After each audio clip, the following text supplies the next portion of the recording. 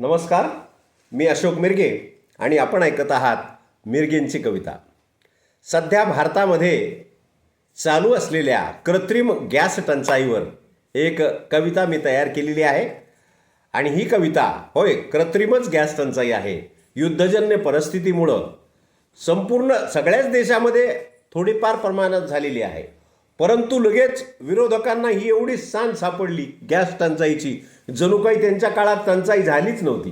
आम्ही साक्षीदार आहेत ना त्याचे.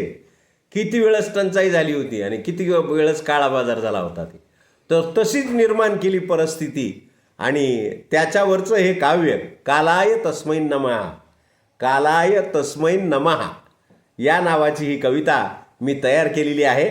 ऐकूया ही कविता. एका लग्नाच्या निमंत्रण पत्रिकेत काल एक सूचना वाचायला मिळाली. एका लग्नाच्या निमंत्रण पत्रिकेत काल एक सूचना वाचायला मिळाली. सामान्य माणसाच्या अडचणीची त्यावरून खरंच तीव्रता कळाली. मला तर खरंच आश्चर्य वाटलं त्या पत्रिकेतली सूचना वाचून. काय होतं बघा, पाहुण्यांना जेवणाच्या वेळेबद्दलचा त्या पत्रिकेत खुलासा होता.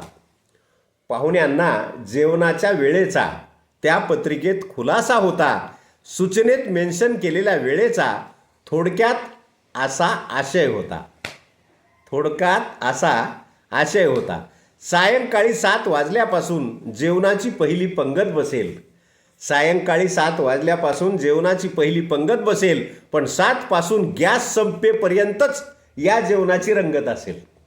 आता सिलेंडर कधी संपेल काय सांगता येते, आणि पुन्हा दुसरं काही नाही. त्याच्यामुळं ते पत्रिकेतच टीप लिहिलेली. पत्रिकेत लिहिलेली सूचना वाचून क्षणभर विनोद असेल वाटलं. पत्रिकेत लिहिलेली सूचना वाचून क्षणभर विनोद असेल असं वाटलं, पण वास्तवात प्रकरण गंभीर आहे हे चौकशी अंती मला पटलं. कोरोनाच्या वेळी लग्नात माणसाच्या संख्येवर बंदी आली होती.